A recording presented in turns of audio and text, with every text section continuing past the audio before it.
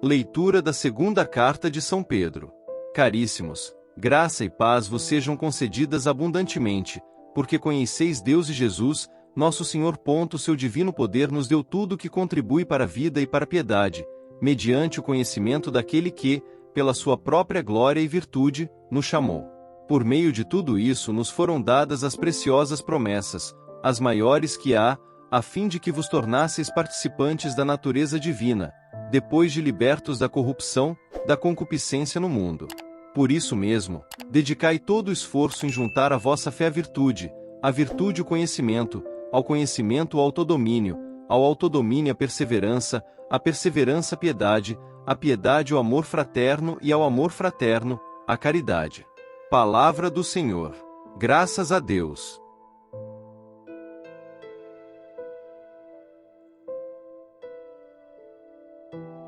Proclamação do Evangelho de Jesus Cristo segundo São Marcos. Glória a vós, Senhor.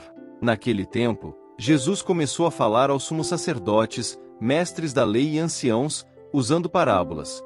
Um homem plantou uma vinha, cercou-a, fez um lagar e construiu uma torre de guarda. Depois arrendou a vinha a alguns agricultores, e viajou para longe. Na época da colheita, ele mandou um empregado aos agricultores para receber a sua parte dos frutos da vinha. Mas os agricultores pegaram no empregado, bateram nele, e o mandaram de volta sem nada. Então o dono da vinha mandou de novo mais um empregado. Os agricultores bateram na cabeça dele e o insultaram. Então o dono mandou ainda mais outro, e eles o mataram. Trataram da mesma maneira muitos outros, batendo em uns e matando outros. Restava-lhe ainda alguém, seu filho querido. Por último, ele mandou o filho até aos agricultores, pensando: eles respeitarão meu filho. Mas aqueles agricultores disseram uns aos outros: esse é o herdeiro. Vamos matá-lo, e a herança será nossa. Então agarraram o filho, o mataram, e o jogaram fora da vinha. Que fará o dono da vinha? Ele virá, destruirá os agricultores, e entregará a vinha a outros. Por acaso, não lestes na Escritura: a pedra que os construtores deixaram de lado, tornou-se a pedra mais importante. Isso foi feito pelo Senhor e é admirável aos nossos olhos. Então os chefes dos judeus procuraram prender Jesus, pois compreenderam que havia contado a parábola para eles. Porém, ficaram com medo da multidão e, por isso, deixaram Jesus e foram-se embora. Palavra da salvação. Glória a vós, Senhor.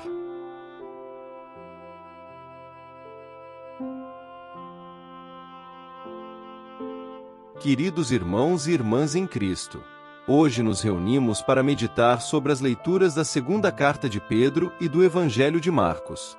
Essas passagens nos convidam a refletir profundamente sobre a natureza de nossa fé, nossa relação com Deus e nosso compromisso com a justiça e o amor em nossa vida diária. Vamos começar com a leitura da segunda carta de Pedro. Neste trecho, o apóstolo Pedro nos dá uma fórmula espiritual para crescer na fé e na virtude. Ele escreve: em que a graça e a paz vos sejam concedidas em abundância, pelo conhecimento de Deus e de Jesus, nosso Senhor. O seu divino poder nos deu tudo o que é necessário para a vida e a piedade, pelo conhecimento daquele que nos chamou pela sua glória e virtude. Por meio delas, ele nos deu as suas preciosas e grandíssimas promessas, para que por elas vos torneis participantes da natureza divina, tendo escapado da corrupção, que, pela concupiscência, há no mundo.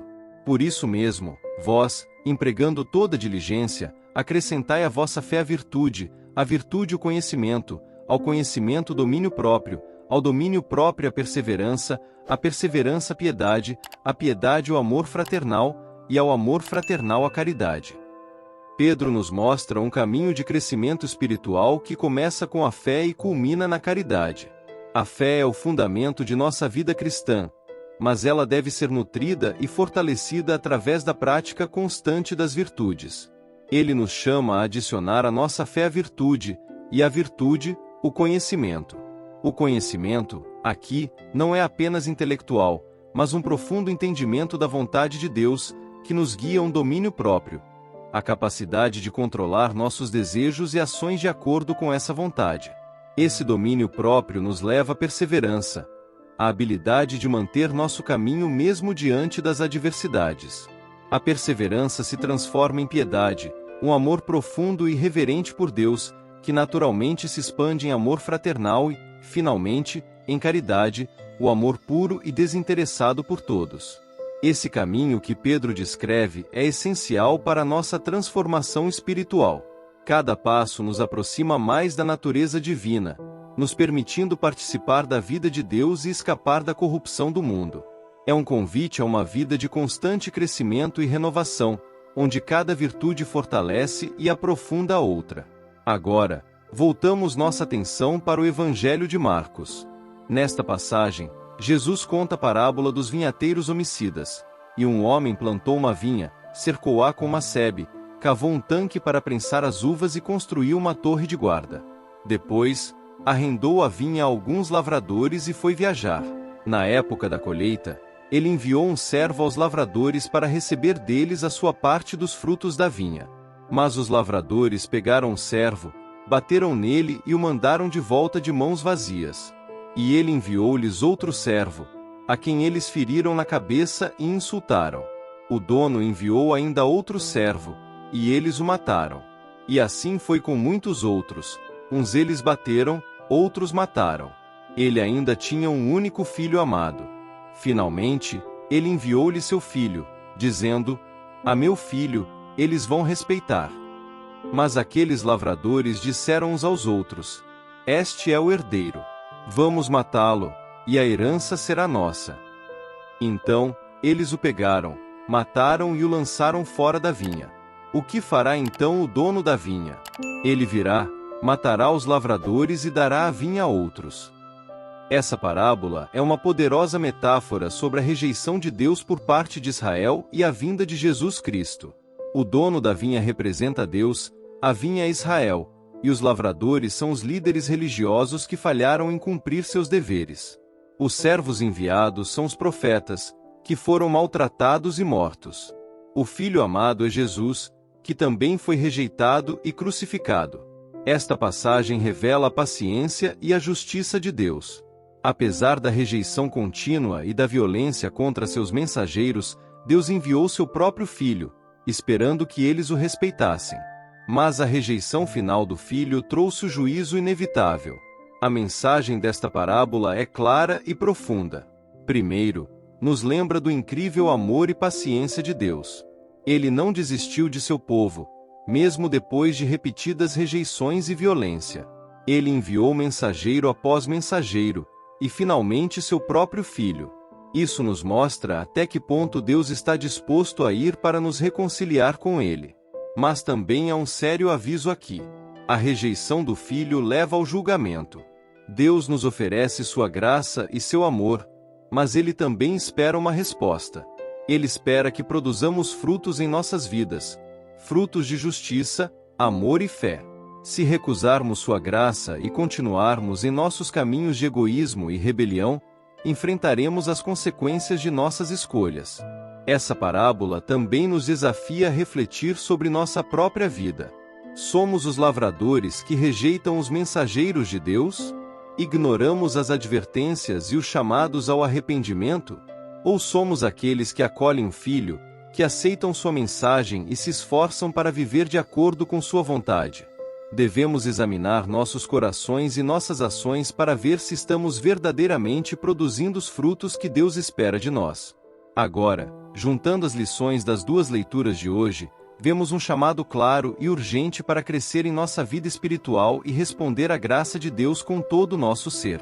Pedro nos dá um caminho prático para isso, através da fé, virtude, conhecimento, domínio próprio, perseverança, piedade, amor fraternal e caridade. Cada uma dessas qualidades nos ajuda a nos tornar mais parecidos com Cristo e a viver de acordo com a vontade de Deus. O Evangelho nos lembra que essa transformação não é opcional, mas essencial. Deus nos chama a produzir frutos em nossas vidas, a viver de maneira que reflita seu amor e sua justiça. Se rejeitarmos esse chamado, enfrentaremos as consequências de nossa rejeição. Mas se aceitarmos e nos empenharmos em seguir o caminho da virtude, encontraremos a vida verdadeira e eterna em Cristo.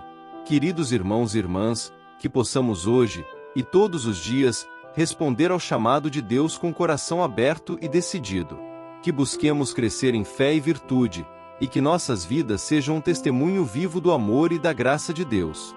Que sejamos como luzes no mundo, guiando outros para a verdade e a vida em Cristo.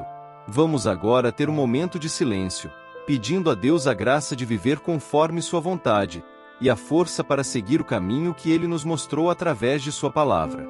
Senhor, nós te agradecemos pelas lições de hoje. Ajuda-nos a viver de acordo com tua vontade, a usar nossos recursos com justiça e generosidade, e a cortar fora tudo aquilo que nos leva ao pecado.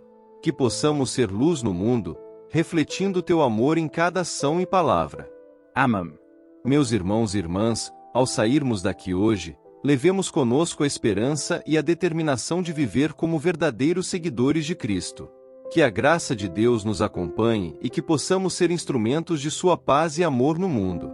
Lembrem-se, somos chamados a ser luz e sal, vamos brilhar e dar sabor ao mundo com a bondade, a justiça e o amor de Deus. Amém.